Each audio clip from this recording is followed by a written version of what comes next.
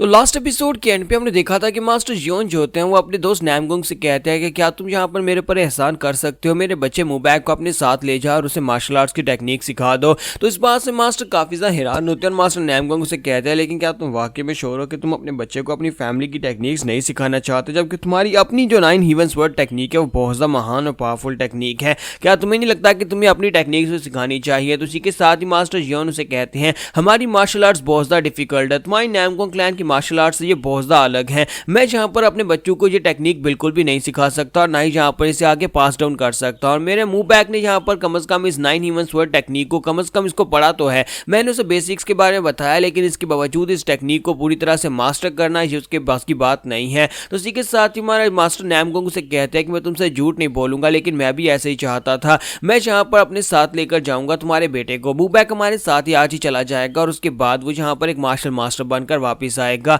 मुझे इस बात से फर्क नहीं पड़ता, लेकिन मैं जहां पर फिर से 6 साल पहले वाली उस टेक्निक को देखना चाहता हूं, उस 9 ह्यूमंस वर्ड टेक्निक को जो तुमने परफॉर्म की थी। तो मास्टर जियोन उसे कहते हैं क्या वाकई में? फिर साथ ही उसे कहते हैं लेकिन मैं अपनी करंट स्टेट में तुम्हें उस टेक्निक को दोबारा दिखा भी नहीं पाऊंगा, क्योंकि इस वक्त मेरी हालत काफी ज्यादा खराब है। प्राइवेट में जब दोनों बात करेंगे उस वक्त मैं तुम्हें डिटेल में बताऊंगा कि आखिर मेरे साथ मसला क्या है। और इसी के साथ ही मास्टर जो होते हैं वहां पर उसकी बात सुनने के बाद थोड़ा सा उन्हें झटका लगता है, फिर साथ उनके मुंह से ब्लीडिंग होना शुरू हो जाती है। तो मास्टर जियोन जो है क्योंकि उनकी हालत काफी ज्यादा खराब है और जैसे कि वो मरने वाले हैं, तो उसी के साथ ही वो जहां पर उनके सामने टेबल के ऊपर ही ब्लड खांस देते हैं। सभी लोग ये देखकर काफी ज्यादा घबरा जाते हैं और कहते हैं कि जल्दी से डॉक्टर को बुलाओ, डॉक्टर को यहाँ पर बुला कर लाओ, उनकी हालत तो काफी खराब है। तो उसके बाद मास्टर जियोन को अंदर ले जाया जाता है, जहां पर दूसरी तरफ का सीन दिखाते हैं कि उनका बेटा मुबैक जो होता है वो उस लड़की जियोन को ढूंढ रहा होता है। तो जैसे ही वो एक गलियारी में मुड़ता है तो उस साइड के ऊपर से आवाज आ रही होती है। तो उसकी छोटी बहन जो होती है वो यहाँ पर ब्रदर सीनियर ब्रदर नैमगोंग के साथ बातें कर रही होती है और उसे सवाल पूछ रही होती है कि मेरे पास यहाँ पर तुम्हारे लिए एक और सवाल है, मुझे एक बात बताओ, क्या तुमने वाकई में अपने आर्च एनिमी को मार डाला था?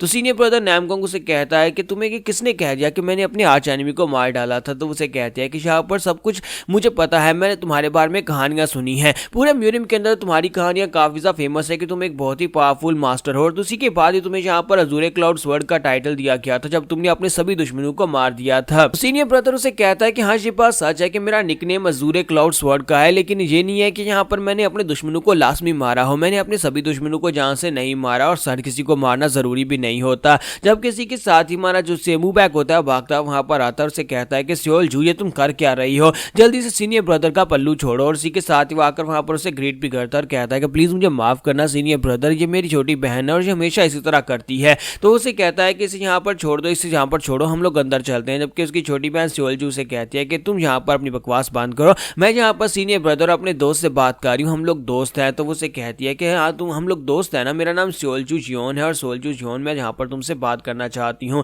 जबकि मुबैक उसे कहता है कि सियोलजू अब बस भी करो, तुम यहाँ पर रूडली बात कर रही हो, तुम्हें नहीं लगता कि अपने मेहमानों को तंग करना अच्छी बात नहीं है? तो सियोलजू उसे कहते हैं कि नहीं, मैं तो यहाँ पर बड़ी पोलाइटली बात कर रही हूँ और वैसे भी हम लोग दोस्त बन चुके हैं। और वो उसे कहता है कि तुम कब से यहाँ पर उसकी दोस्त बन गए, जरा उसको देखो तो सही, वो तुम्हारा सीनियर ब्रदर और तुम यहाँ पर उसे अपना दोस्त बनाए फिर रही हो, अब चुपचाप मेरे साथ चलो। तो वो दोनों भाई बहन वहां पर आपस में झगड़ना शुरू कर देते, जबकि सीनियर ब्रदर जो होता है वहां पर उन दोनों की तरफ देख रहा था, लेकिन वो असल में काफी ज्यादा खुश हो रहा था क्योंकि उसकी बहन जो है वो बहुत ही कम बोलती है। असल में जियोन जो है उसे एक बीमारी है जिसकी वजह से वो बहुत ही कम बोलती है, इसी वजह से वो भी चाहता था कि काश उसकी बहन भी ऐसी होती और वो भी उसके साथ इसी तरह से लड़ती झगड़ती, लेकिन वो ऐसी बिल्कुल भी नहीं है। जब वो दोनों आपस में बहस कर रहे होते हैं तो वो ये देखकर काफी खुश हो रहा था। फिर साथ ही मुबैक उसकी तरफ देखता है, फिर साथ ही सोल्जो का सर झुकाते हुए उससे माफी मांगता और कहता है हम दोनों यहाँ पर आपसे माफी चाहते हैं, प्लीज यहाँ पर हमारी इस नॉनसेंस को माफ कर दीजिएगा। तो उसी के साथ सीनियर ब्रदर उसे कहता है कोई बात नहीं, कोई बात नहीं, मुझे लगता है कि यहाँ पर एक भाई बहन को इसी तरह से एक दूसरे से बात करनी चाहिए, इस तरह से लड़ते झगड़ता रहना चाहिए, तभी यहाँ पर पता चलता है कि दोनों भाई बहन काफी ज्यादा खुश हैं। तो ये बात सुनने के बाद मुबैक कहता है कि सर इस बात का क्या मतलब है? वो उसे कहता है कोई बात नहीं। फिर साथ ही उसे कहता है कि मैं तुम्हें अपनी बहन से मिलवाऊंगा, लेकिन वो बिल्कुल भी बात नहीं करती, पता नहीं वो कब यहाँ पर ठीक होगी, उसे एक छोटी सी बीमारी है जिसकी वजह से वो ठीक तरह से बात नहीं कर पाती। तो मुबैक उसे कहता है कि मैंने भी यहाँ पर उसके बारे में सुना है कि वो बात नहीं कर सकती, क्या वो बचपन से बात नहीं कर सकती? तो इसी के साथ सीनियर ब्रदर उसे बताता है कि अब ऐसा भी नहीं है कि वो कोई गूंगी है, यानी कि वो हमेशा इससे बात नहीं कर सकती, बल्कि वो वैसी कम बोलती है, उसे यहाँ पर जिसे जो चीज पसंद आती है वो सिर्फ उसी के बारे में बात करती है, जो उसे पसंद आता है वो उसी से बात करती है। इसी के साथ ही सीनियर ब्रदर फिर से वहां पर आगे बढ़ जाता है और कहता है कि मैं अपनी बहन को ढूंढने के लिए जा रहा हूँ। तो सियोल जो भी उसके साथ ही चली जाती है और कहती है कि चलो फिर मैं भी तुम्हारे साथ चलती हूँ, हम दोनों आज से दोस्त बन गए, तो फिर हम दोनों मिलकर उसे ढूंढते हैं। जबकि मुबैक जो होता है वो भी यहाँ पर उसे ढूंढना शुरू कर देता है और कहता है कि मैं भी उस साइड के ऊपर जाकर लगाकर ढूंढता हूँ, पता नहीं कहाँ पर होगी। और दूसरी तरफ का सीन दिखाते हैं जहाँ पर हमारा जोखा जो होता है वो फिर से अपने बाजू उठाकर बैठ जाता है और इसी के साथ ही वो सामने की तरफ जब देखता है तो उसके सामने एक बहुत ही खूबसूरत लड़की होती है। वो कहता है ये तो बहुत ज़्यादा खूबसूरत है। फिर साथ ही वो कहता है कहीं ये वही मेहमान तो नहीं है जो मेहमान जहाँ पर आने वाले थे, क्योंकि मैडम ने यहाँ पर मुझे बुरी तरह से इसलिए पीटा था क्योंकि मेहमानों के आने से पहले मैंने कोर्टयार्ड को साफ नहीं किया था, और अगर ये वही मेहमान है तो फिर तो यहाँ पर मुझे बहुत ज़्यादा मार पड़ने वाली है। मुझे मैडम ने कहा था कि मेहमानों के सामने बिल्कुल भी नहीं आना, इसका मतलब यह है कि मेरी वाट लगने वाली है। अब मैं यहाँ पर क्या करूँ, मैं जहाँ पर बहुत ही बुरी तरह से मार खाऊंगा सिर्फ और सिर्फ इस लड़की की वजह से जो मेरे सामने आकर खड़ी है, जबकि हमारी जियोन जो होती है उसे घूर घूर कर वहां पर देख रही होती है। और हमारा जोखा इसी के साथ ही वहां से भागना शुरू कर देता है और कहता है प्लीज मुझे माफ कर देना, प्लीज मुझे माफ कर देना। तो जैसे ही वो भागकर जाने लगता है इसी के साथ जियोन बड़ी तेजी के साथ उसके पास पहुंच जाती है, उसे कॉलर से पकड़कर उसे वहीं पर ग्राउंड के ऊपर गिरा देती है। जब उसे वहां पर ग्राउंड के ऊपर गिराती है तो उसी के साथ ही हमारे जो जोखा होता है उसके कपड़े खुल जाते हैं। तो उसके कपड़े खुलने के साथ ही जियोन उसकी बॉडी के ऊपर देखती है। जब उसकी बॉडी पर देखती है तो बहुत सारे स्कार्स के निशान होते हैं, यानी बहुत सारी चोटों के निशान होते हैं, बहुत सारे जख्म के निशान होते हैं। जबकि जोखा अभी वहां पर उसे कह रहा होता है प्लीज मुझे माफ कर दो, प्लीज मुझे माफ कर दो। तुम्हारी जियोन कहते हैं कि आखिर इस बच्चे का मसला क्या है, यहाँ पर इतना ज्यादा माफी क्यों मांग रहा है जबकि इसने कुछ किया भी नहीं है, मैंने तो यहाँ पर इसे कुछ कहा भी नहीं, तो फिर यहाँ पर मुझसे क्यों माफी मांग रहा है। और यहाँ पर इसकी बॉडी के ऊपर इतने सारे जख्मों के निशान क्यों है। ऐसा तो नहीं है कि यहाँ पर ये मार्शल आर्ट्स की ट्रेनिंग करता रहा है जिसके दौरान से चोटें लगी हैं,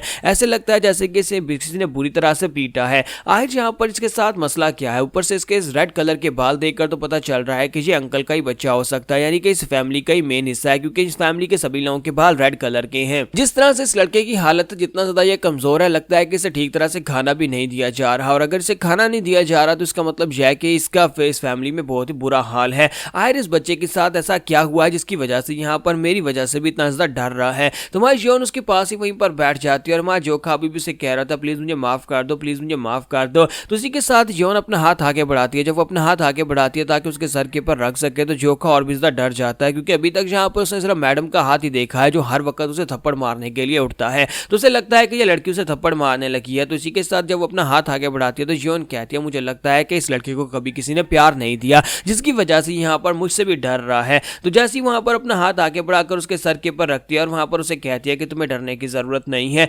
अब से तुम्हें बिल्कुल भी डरने की जरूरत नहीं है, मैं यहाँ पर तुम्हारे पास हूँ। तुम्हारा जोखा भी काफी ज्यादा हैरान हो जाता है। तो यौन उससे पूछती है कि तुम्हारा नाम क्या है, तो वो उसे अपना नाम बताता है कि मेरा नाम यौन जोखा है। तो वो उसे कहती है कि यौन जोखा तुम्हारा नाम बहुत ज्यादा अच्छा है, तुम्हें बिल्कुल भी घबराने की जरूरत नहीं है यौन जोखा, मैं यहाँ पर तुम्हें प्रोटेक्ट करूंगी, आज के बाद से तुम्हें बिल्कुल घबराने की जरूरत नहीं है। तुम्हारा यौन जो होता है वहीं पर रोना शुरू कर देता है, उसके आंसू बहने शुरू हो जाते हैं, फिर साथ ही वो जोर जोर से रोना शुरू कर देता है, क्योंकि आज से पहले कभी किसी ने उसे इतना प्यार नहीं किया था जितना यहाँ पर यौन ने उसे किया है। तो यौन जो होती है वहां पर देखती है कि ये तो रो रहा है, इसी के साथ ही माँ यौन उसे गले से लगा लेती है और उसे गले से लगाकर बैठ जाती है और कहती है कि अब तुम्हें बिल्कुल भी डरने की जरूरत नहीं है, सब कुछ ठीक है, सब कुछ ठीक है। जबकि हमारा जोखा जो होता है वहां पर बस जोर जोर से रोए जा रहा होता है। तो क्या हमारे यौन जोखा की यहाँ पर किस्मत बदलने वाली है, क्या वो भी एक मार्शल मास्टर बन जाएगा, लेकिन कैसे बनेगा, वो एक ह्यूमनली डॉट की तरह राइज कैसे करेगा, ये हम लोग नेक्स्ट एपिसोड में शायद देख पाएं।